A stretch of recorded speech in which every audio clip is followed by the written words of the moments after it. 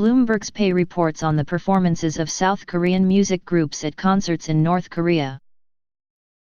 They've won over buttoned-up investors at a banking conference with their jingles about teenage love, but the K-pop girl band Red Velvet is facing what may be its toughest audience yet, North Korea.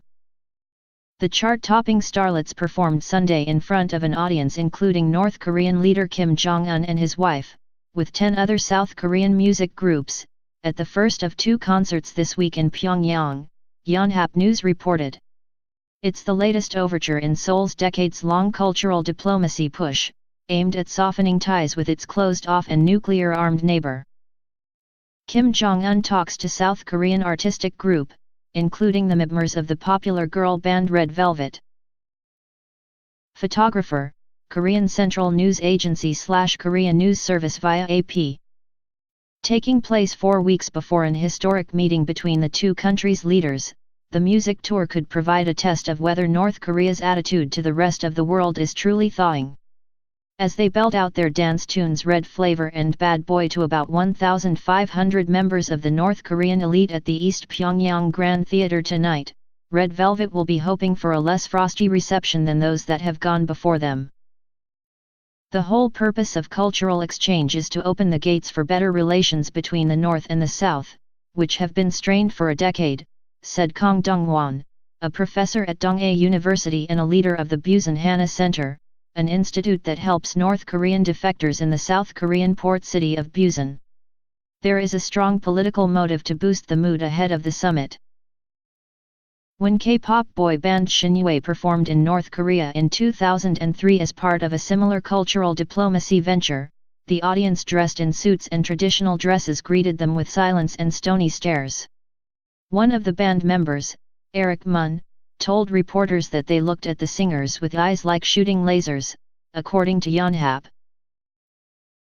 That year, North Korea withdrew from the Nuclear Non-Proliferation Treaty and threatened to test atomic weapons. U.S. President George W. Bush had labeled them a member of the Axis of Evil in 2002. 15 years later, Kim is seeking to engage the region's major powers after advances in his nuclear program prompted the United Nations to tighten sanctions and President Donald Trump to threaten war. During a surprise visit to Beijing last week, China said Kim indicated he was willing to talk with Trump about giving up nuclear weapons.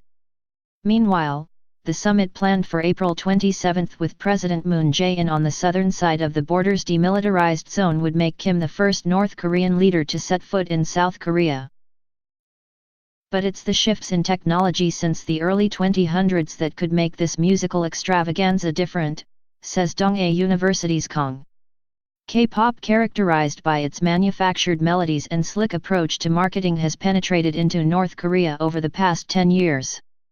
Smuggled across the border on USB sticks and bootleg DVDs, K-pop has spread widely among the families of North Korea's political elite, Kang said.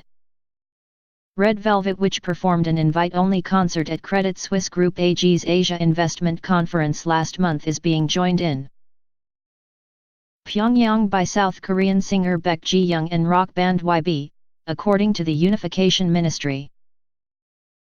The show on Tuesday will be a joint performance featuring acts from both Koreas and will take place at a stadium in Pyongyang that can hold 12,000 people. The theme of the joint concert will be "Spring is Coming," Wang Song-un, a spokesman for South Korea's Culture Ministry, said at a briefing in Seoul March 27. Spring literally has arrived, and it also presents our wishes for spring to come over our relationship between the North and the South.